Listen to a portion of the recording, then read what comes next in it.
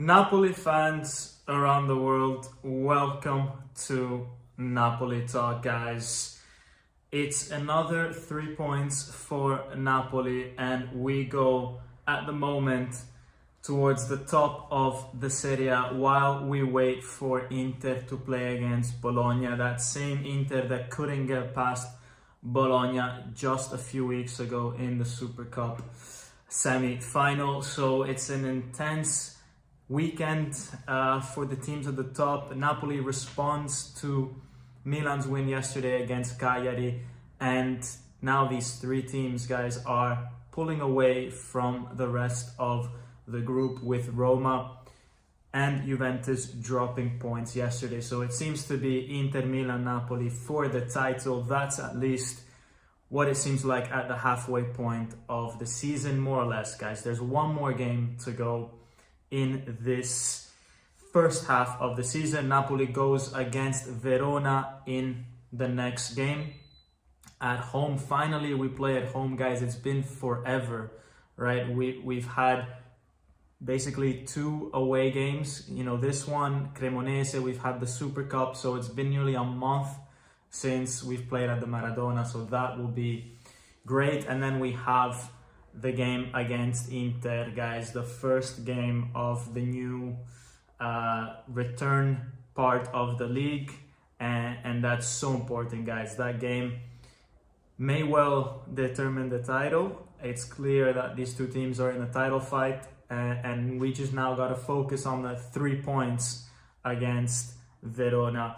Guys, before I move on to the analysis of the game, I want to just highlight or flag that this analysis here will be without the usual like screenshots and everything, and actually that might take some time for me to go back to those kind of videos, because as I was in Naples, I'm now back in Barcelona, but as I was in Naples over the holidays, my house here in Barcelona got robbed.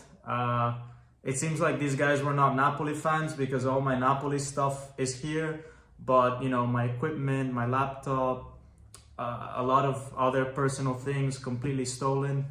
And so yeah, I'll have to like buy everything up again, set everything up. Everything was, my bad, like stored kind of locally. So, you know, all my templates and all that, I'll recreate them, because I have, you know, video evidence of how things look like. So, but I'll just need some time to set everything up. So yeah, that's just the case. So now I'm streaming with my phone. Thankfully, I have this like small mic here that I use when I travel. But yeah, you know, stuff happens. Now I have a security system in the house. So yeah, you know, I guess you learn about that as things happen to you, to, you know, be more proactive than reactive. But yeah, so anyways, hopefully those kind of streams with the computer and the analysis and all that will come back quite soon. But for now, it's just me and video. So yeah, moving back to football. Guys, this was one of the nicer games that I've watched in some time, because, you know, it's away at home against Lazio. It's a team that usually causes a lot of problems for us. So I thought that this was, you know, a real test, and we passed with flying colors. But if you think about the fact that actually we did well against Bologna, we did well against Cremonese, you know, then you start to think that actually, you know, this team is finally starting to get the kind of consistency that you need to really fight for the title. And, you know, apart from that hiccup against Udinese, guys, we've been super solid. So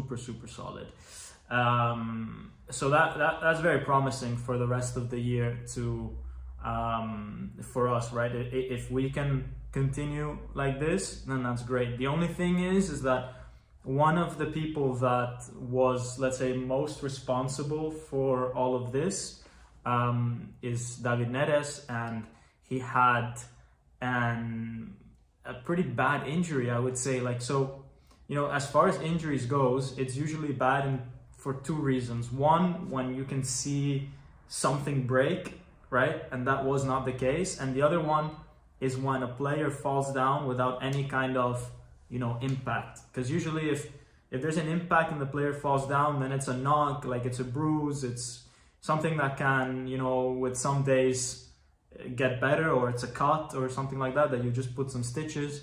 But when a player just stops running by himself, guys, we've seen it with Lukaku, we've seen it with De Bruyne, these type of muscular injuries can take you weeks and months to recover from.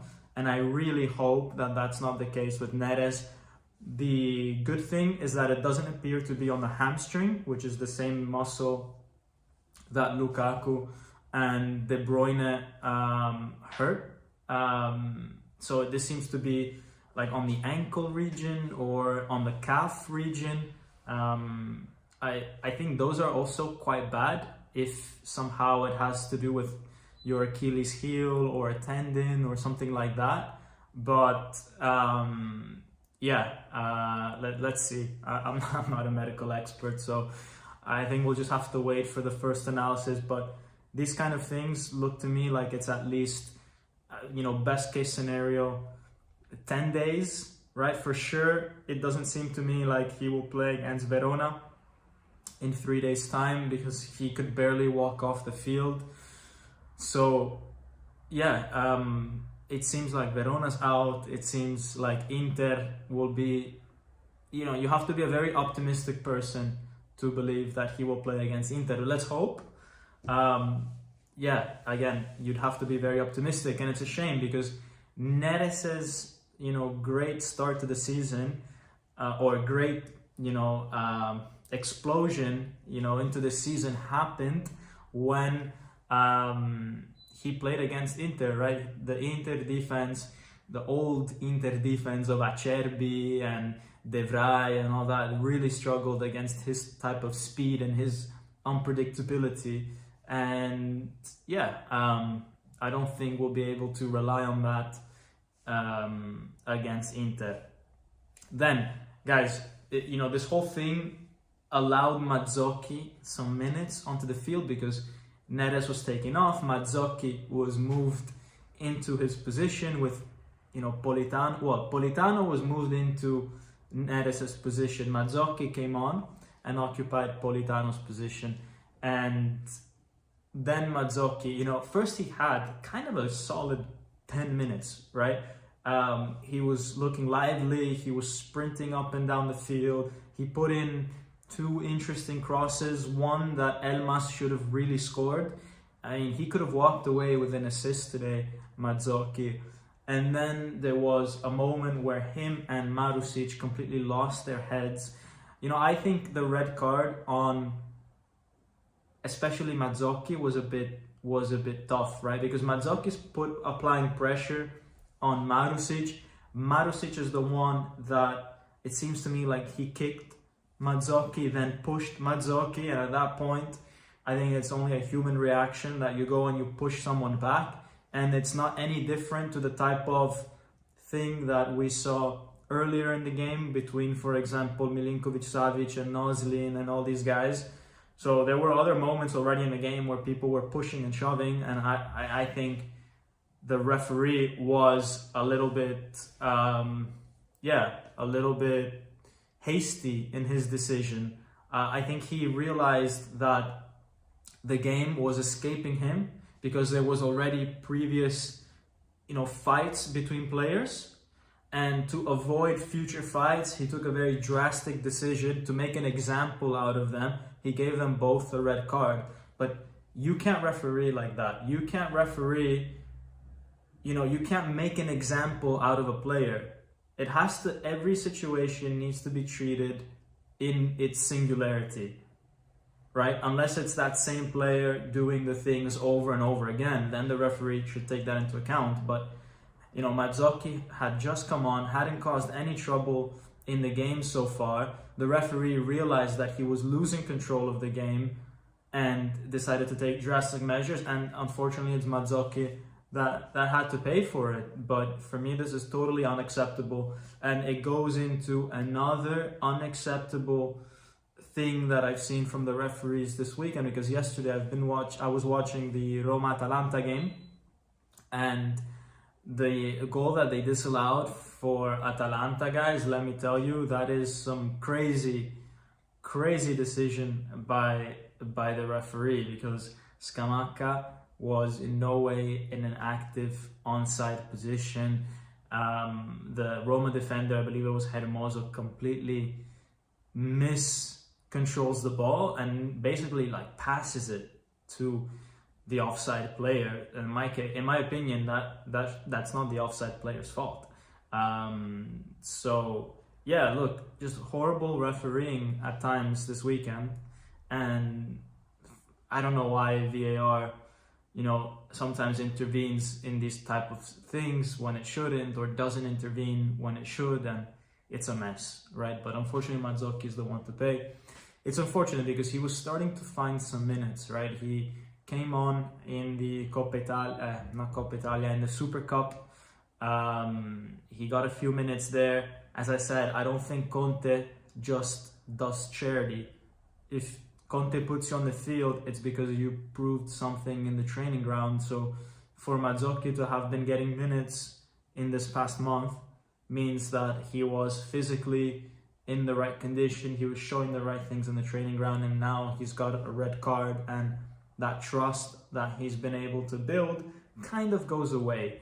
And we've seen this a little bit with Mazzocchi. Let's not forget his debut for Napoli against Torino 2 years ago now, exactly, where he comes on from the bench, I believe it was, and he gets a red card almost immediately, or maybe he started the game and gets a red card almost immediately.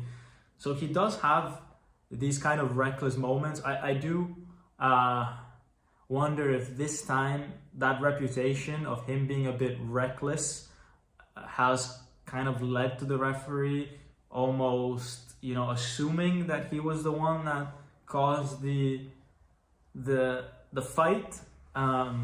Because I don't think the referee had a good idea of what happened. Otherwise, he would have given Marusic a red card and Mazzocchi at most a yellow.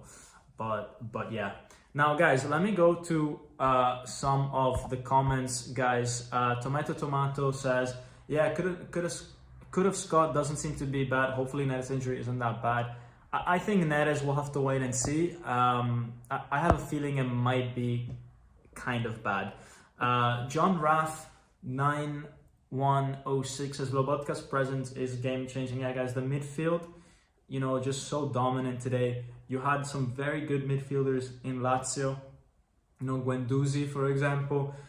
He's a problem, has always been, not an easy client, and he wasn't able to get past Lobotka and McTominay, even though at the end on a set piece he hit the crossbar. Lou says that next game is going to be big. Frank Panico says, hello from Vancouver, Canada. Napoli was clinical today. Such team unity and strength. Forza Napoli. Exactly. I loved that, that we were clinical, that we scored 2 goals in the first half. We kind of closed the game early, and Politano, 2 assists. I got a lot of criticism a few weeks ago of Politano, guys. I'm not here to say that he's Lionel Messi. I've never said that, I never will. What I will say is that, if you give him 10 games, in at least 2 of them, he will make a difference. He will make an assist. He might even score. Maybe, that's unlikely, but he will at least make an assist, right? And obviously we need something way more than that. We need someone that can do this 6 or 7 times in 10 games.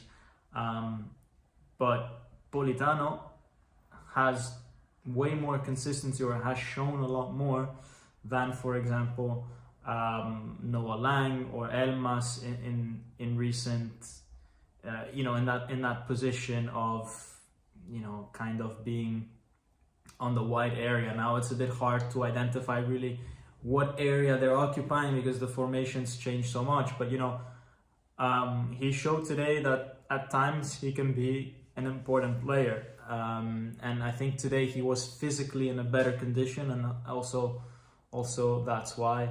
Then I'm seeing a lot of comments saying that you guys are sorry that these robbers came and robbed my house. Yeah, I know it sucks. It really sucks, and thank you for your messages, guys. It really sucks, but hey, it is what it is, right? These things happen, and yeah, we just have to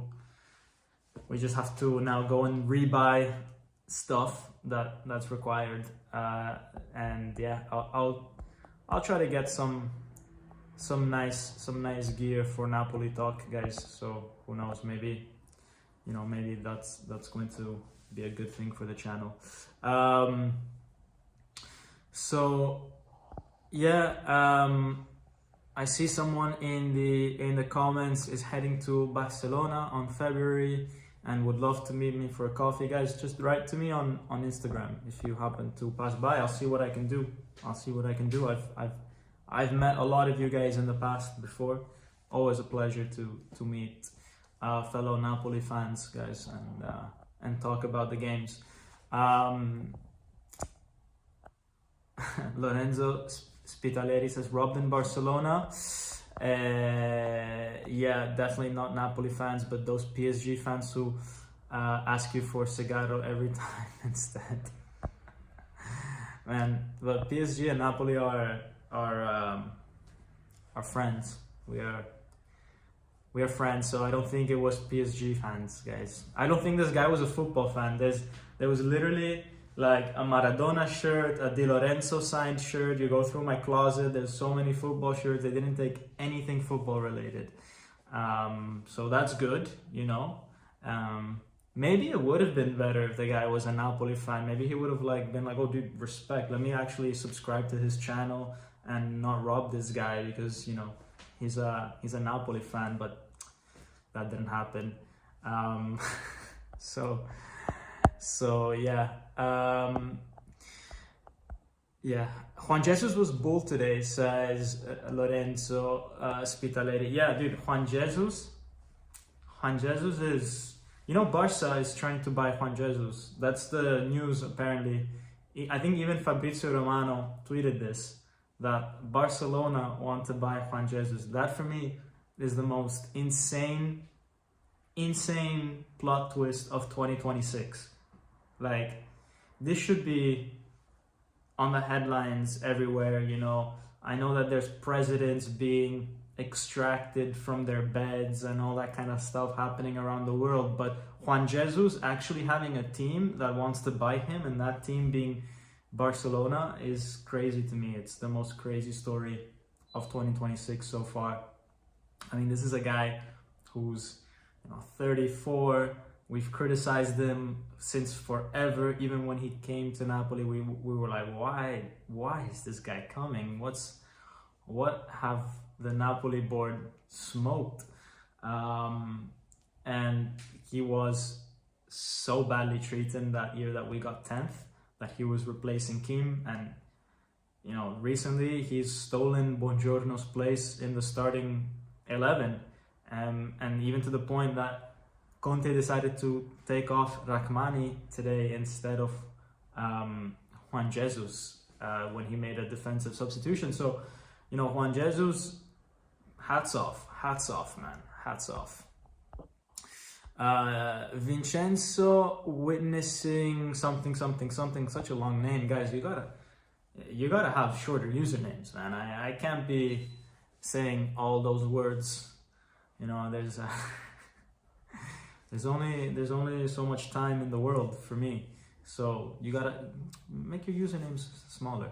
But anyways, Vincenzo, I'll just call you Vincenzo, says, nice game, Lazio without a chance. Somehow we cannot score 3 goals. The guy wants too much. He wants us to score 3 goals. For me, the most important thing is just 3 points. Mazzocchi did actually quite good, even though the red card was very unprofessional. Do you think Vergara and Luca were a sign for the market? So it seems like Luca had a flu.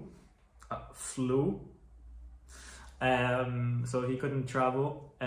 Look, I mean, it's going around, right? I had a flu 2 weeks ago, and so look, it's January, right? These things happen. I wouldn't have believed it if this was like August, right? I mean, if you're an athlete getting a flu in August, then my brother, what are you doing?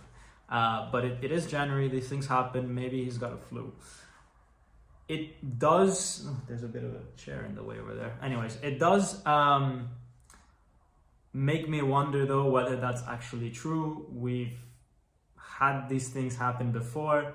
These things that Rudy Garcia said were mercato illnesses. If there's one thing that I love about that year that we finished 10th is that there was so much toxicity around the club, that so many things of how the club operates behind the scenes kind of leaked out.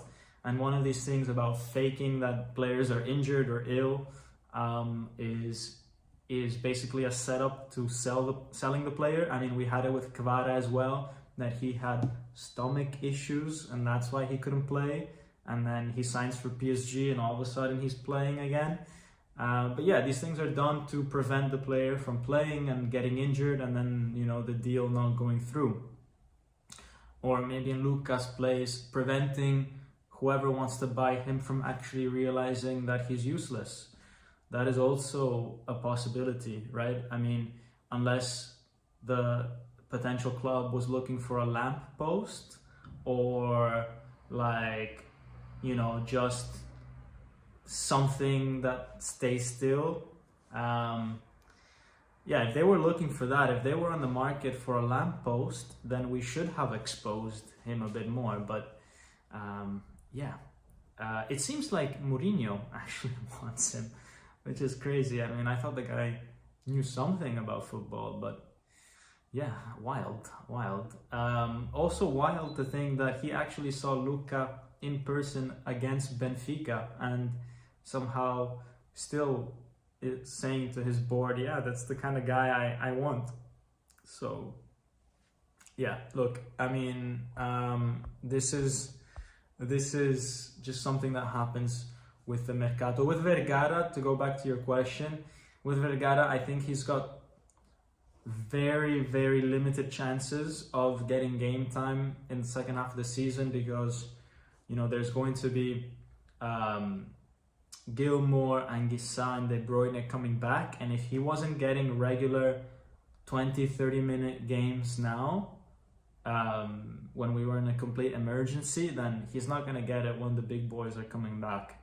Right now, McTominay and Lobotka have been playing almost entirely the full 90 minutes every single time, except for like 1 or 2 occasions across 10 games, maybe 15 games.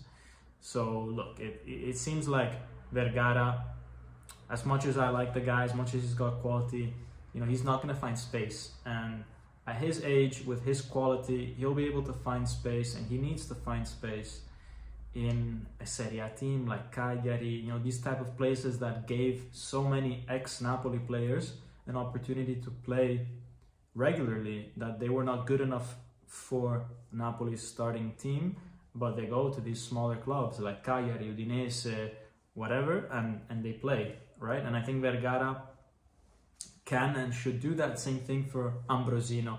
You know, Ambrosino came on today for the last 5 minutes and, you know, he had 1 touch of the ball, but it was quite good. He won around 2-3 players, kept control of the ball. Quite good. So yeah. Yeah, hope, and Vincenzo says, hoping that we could get rid of either Lang or Luca and get Lookman/Chiesa would be insane. I think neither of those players want to come to Napoli. Chiesa, we've, I think, been trying for quite a long time, and he's always rejected it. He's at Liverpool. He wants it to work out there. Salah might be on the way out, so he sees some kind of opportunity maybe to convince Arne Slot somehow. It seems far-fetched to me if he hasn't done that already, but you know, I think he's quite set on that. But who knows, you know, with the World Cup happening pretty soon, maybe he wants a bit more game time, and something like that could happen. With Lookman, I don't see it happening because, you know, he really wanted to move to Inter, and I think, you know, they still might try to do that in the summer. So yeah, I think that's what will happen, and you know, I think De Laurentiis, I don't know if this is how he kind of, you know, sees the world, but I think right now what he, I think, should prioritize is more so someone that can play on the right hand side and cut inside with the left, whereas I see both Chiesa and Lookman more on the opposite side. So yeah. Eric Mauricio says ADL said he won't sign African players again. He did say that. He also said he won't sign Polish players again after Milik and Zielinski. You know, it's not that he doesn't like them, you know, because we have Anguissa on the team and all that, and he's offering him a renewal. But what he doesn't like is that they have the African Cup of Nations. So it's not something against the actual players, by the way. I just want to make that super clear.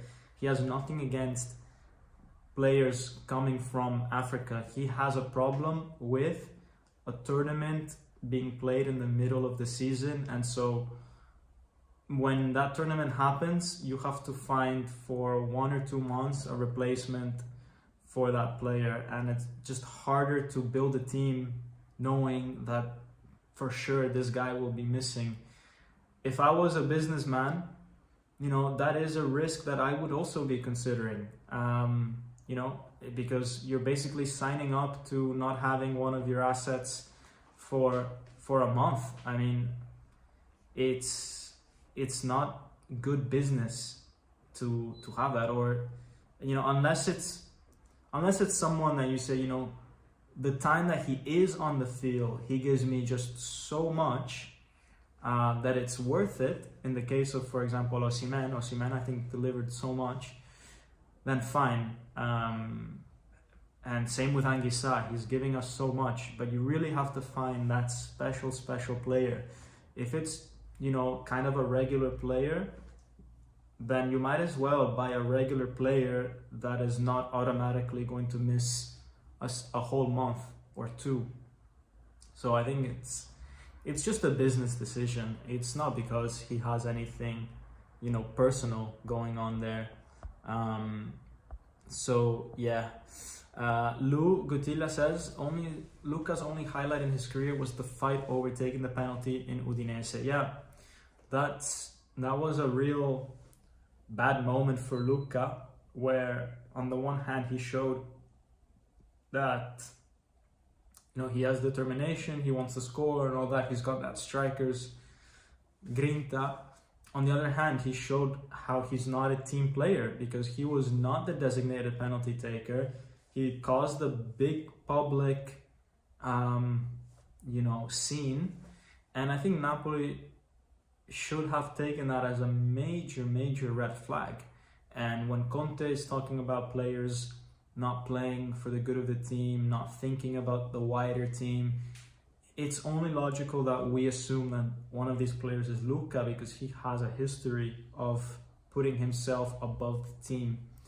And, you know, we know how Napoli tries to always buy kind of good guy players, you know. That's why we never went for Ibrahimovic, we never went for Balotelli, we never went for the guys that cause all sorts of issues, because De Laurentiis doesn't like this type of personality. So it's a bit weird, right, that Luca kind of went through the net. But, you know, these things can happen. Let's see. RTU says a lamppost is supposed to have a light on top, right? That's a good one. That's a good one. That made me laugh. Let's see. Lorenzo is saying, hoping we get a new forward, and we send Luca to face trial alongside Maduro. Oh my god, man. That makes me laugh a lot. Yeah, Luca he's got blood on his hands, man. That 6-2 loss against PSV when he got sent off. Payman Dad got 4859. Welcome, Payman, man. How you doing? I think we need a left wing and a right wing back, but our team looking good. Our best half today and 4 games in a row, 2-0. Yes, exactly, guys. This is a very, very good statistic. Another clean sheet. We are, able to have a bit of a buffer in the last few games. So they've been an easier watch. You're not this always like under pressure the last 5 minutes of, oh my god, it's only 1-0. If the other team gets lucky, it's gonna ruin everything, so it's been good. It's been good for my health, for my heart, all these kind of things. So may that continue. But I agree, we do need some reinforcements on the wide areas, and right wing back, especially with Mazzocchi, having this red card, proving that just, sometimes it just doesn't work out for people in certain places. He's never really had that kind of consistency and never really got the full trust that's needed to be considered as an important team member. I think we need someone there. It's just a shame, right? Because I think in the dressing room, the guy is super important. Super important. And as well with, the thing is that the 2 players that I think we're talking about here that maybe do not fit in, Mazzocchi and Noah Lang. I'll exclude Luca, but Mazzocchi and Noah Lang, they are best friends with our 2 best players at the moment, McTominay and Neres. And you want to sell these guys or you want to move them on, but you have to realize that these players have a life, they're human, and they want to have their best friend on the team. I know this sounds super stupid of me to say, like I'm some 5-year-old, but people people are people, and Noah Lang and Neres are inseparable, and Mazzocchi and McTominay as well. And I don't want McTominay or Neres to get into a depression or not want to be here anymore because their best friend is not there. I just don't want to ruin the equilibrium, right? I think things at times can be so delicate in a dressing room that I don't want to make any unnecessary cuts. If we can absorb the cost of their salary, if we think that they are at all useful to the cause, then maybe we should keep them, unless we have a very, very clear alternative that we are so 100% sure that they will be, good in the dressing room and deliver us the right results. But I don't really know who that person could be. And Anzurinos is saying, I'm so happy for Spina. I never thought he would play so well with us. I only thought of him as a backup, but props to this guy. I enjoy seeing him every time. Yeah, Spina is one of those players that I love when he's on the ball, because he's technical, he's quick, both feet, he knows how to pass, he looks up, he barely ever passes backwards or sideways, he's always passing forward. He's got personality, he's not afraid to shoot, not afraid to pass, not afraid to put in a tackle. I love these type of players, and he's, as I said, both feet. So he's super complete. He can dribble, tackle, shoot, pass. If the guy didn't have that bad of an injury like he did in the semi-final of the Euros, he would probably be in playing for teams that are competing for the Champions League right now. I mean, he was the best player of the Euros in 2021 before his injury. And now he's slowly getting back to that level, or even going beyond, even though he's less explosive and he's not doing this in a tournament where all the press is all concentrated into that one game. Not many people are looking right now at what Napoli is doing, right? It's still very early in the season, but if he pulls up these performances later on, potentially in the Champions League, in a quarter final, in a semi-final, people will once again realize what a player he is. Laurenti says, I'm now with you on Noah Lang, he's trash. Yeah, welcome to the club. But yeah, today's not the day to criticize our players. I don't think. Let's stay positive. Let's stay positive. We have all the time in the world to talk about the others. Speaking of like Mercato, because we're speaking a lot about this, I wanted to make a video on the Mercato and the restrictions that we had and all that, but then as you guys heard earlier, the thing happened in my house. The house was robbed, and I've been spending my time cleaning up, going to the police station, filing reports, and all this stuff. So, and then work starts on the 7th for me. So I might not be able to get that video in. I'll try my best. It might be a very short one. It might be one without any kind of like edits and just me speaking. Let's see what I can do. But yeah, sorry about that, guys. Azurinos is saying, I think Spina's beyond the 2021 level. He is way more versatile today, and he says so himself. He did say that against, I can't remember, but like a month or two ago, where he said, guys, stop comparing me to 2021 because I'm a much better player now. And yeah, maybe he is. As I said, I don't think he's getting the same type of recognition just because he's not doing it at the most elite level, which is, a Euros or a World Cup or something like that. It's like a regular league game against Lazio, so no one's noticing except for us that we are actually watching the games because we're Napoli fans. Raf is art says, great game. I liked how Elmas and Rasmus moved today. Politano was inspired. And says, I hope you're okay. I am okay. Thankfully, I wasn't in the house, so that's good. And yeah, it's just a bit annoying, right, to do everything again, but it's okay. And yeah, Elmas and Rasmus moved well today. They were not, let's say, decisive for the game. They didn't do an assist, they didn't score a goal, but they kept the Lazio defenders quite busy. And I think that their movements allowed the guys like Politano and Spinazzola, the wing backs, to have much more liberty, much more space.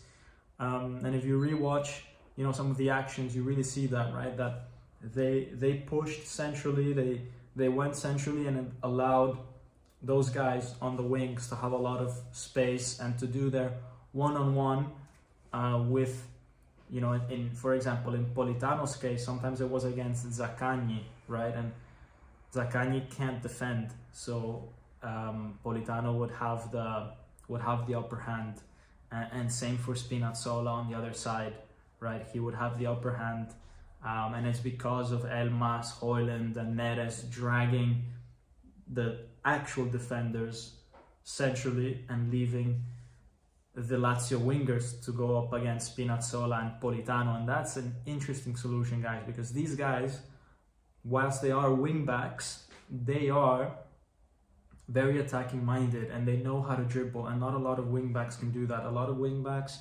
they are just speed merchants. These guys actually have ways to get past their man and with dribbles, and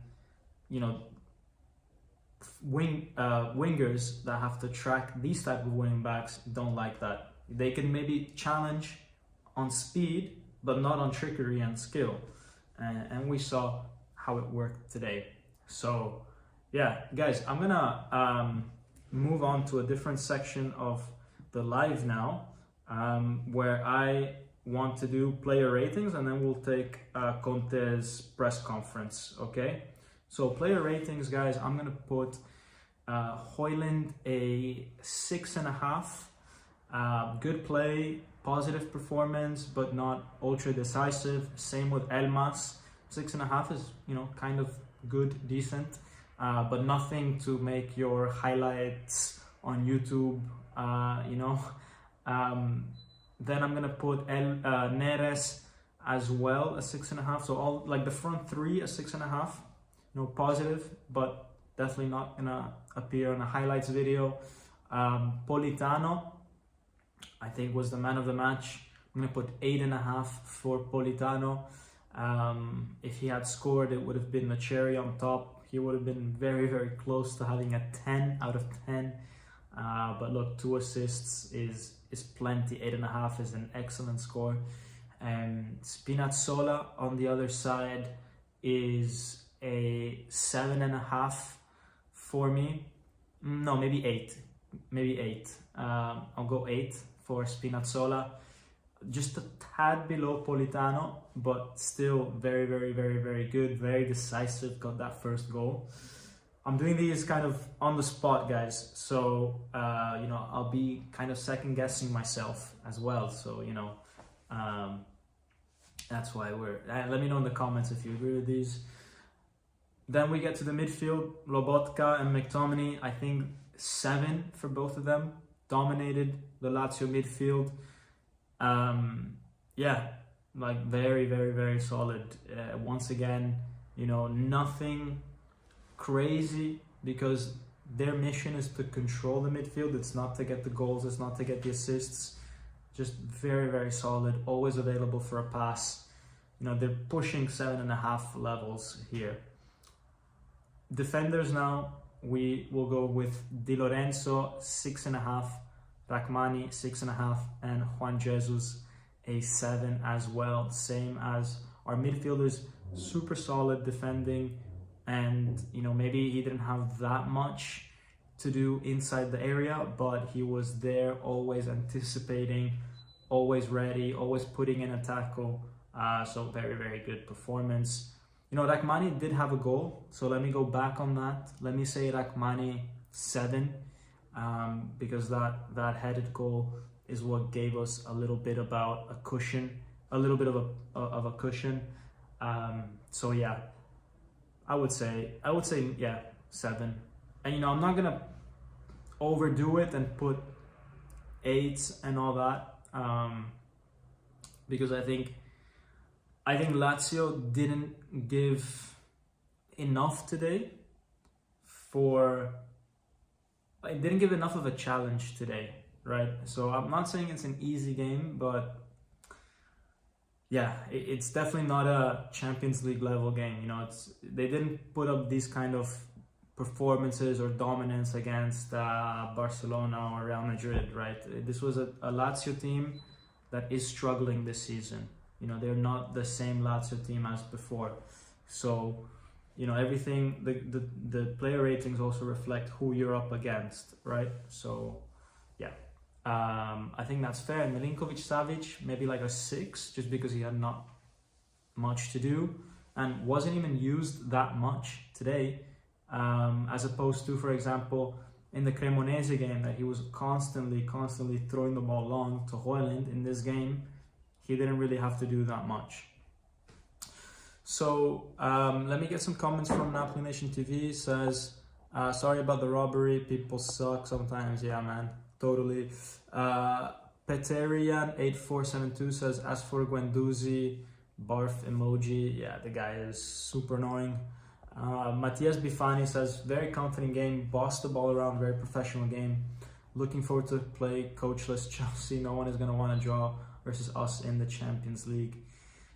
Yeah, that Chelsea change of manager, that's a real game changer for us in the Champions League. We might actually be able to have an easier game now. I know that last time they changed managers, it didn't work in our favor.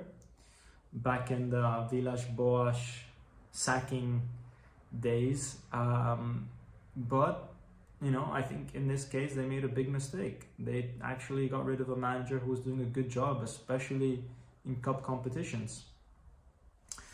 And yeah, Insigne to Lazio should be a good sign for Sarri. I think they need it. I think this Lazio team does not look like a team coached by Sarri. They lack real quality. They don't triangulate the ball well enough. And I think that someone like Insigne, even though he's way past his prime, will be just what the team needs. Also, for the players to understand better what the coach wants, to really see it in person on the field from someone. Now, guys, I want to go to the press conference of Antonio Conte, guys. So bear with me for 2 minutes while I translate his press conference. So they ask him, finally, we scored from a set piece. And he says, yes, finally we did. And let me assure you guys that we do try to prepare for these situations. Amir Rahmani should be more convinced when he has these type of chances, like he did also against Cremonese. But overall, I'm very happy with the team. It was at a high level today because it's not easy to play here. We always had control of the ball. We still lack a little bit of clinicalness, but I'm very happy when we combine quality with the right attention defensively, then we can achieve great things. Now we are going to have a game every 3 days, so I don't know what will happen. There will be some players that will have to play many minutes and they will be overloaded, and we have now the problem of the red card of Mazzocchi and the injury on the heel or ankle for Neres. I hope it's nothing serious, but we really didn't need this right now. They ask him, how can this team improve further? And he says, today, the level of the competition and to be playing away from home, it was very hard to actually improve on anything today, even though there's always some sort of margin. The game today was at a very high level. We defended very high up with 50 meters behind us of space. We can try to score more goals. We had many occasions where we arrived near the box and we were not mean enough to score. But anyways, I compliment the team. He says that he's very hopeful and that the team has grown a lot in recent weeks. Then they ask him about Juan Jesus still being a starter even beyond the Supercoppa games, and he says, don't forget that we also had the games against Benfica and Udinese where Politano was on the bench. Oof. Guys, everybody criticizing Politano and hoping that he would get shipped off to Siberia. Sorry to break it to you, but Conte literally just said our 2 worst games of the season, Benfica and Udinese, happened when Politano was on the bench. Guys, this is what I'm saying.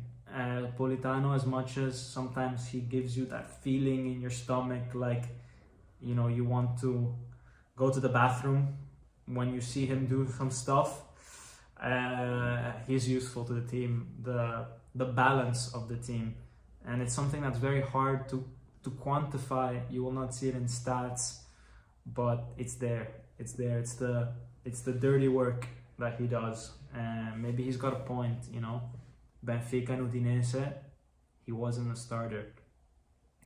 And he says, you guys all know the type of player that Politano represents for me. And then another player that I think gives me a lot of safety is Juan Jesus. He's charismatic and he's got personality. In the team, I want these type of players. Alessandro Buongiorno is well, and Belkema as well will come back slowly.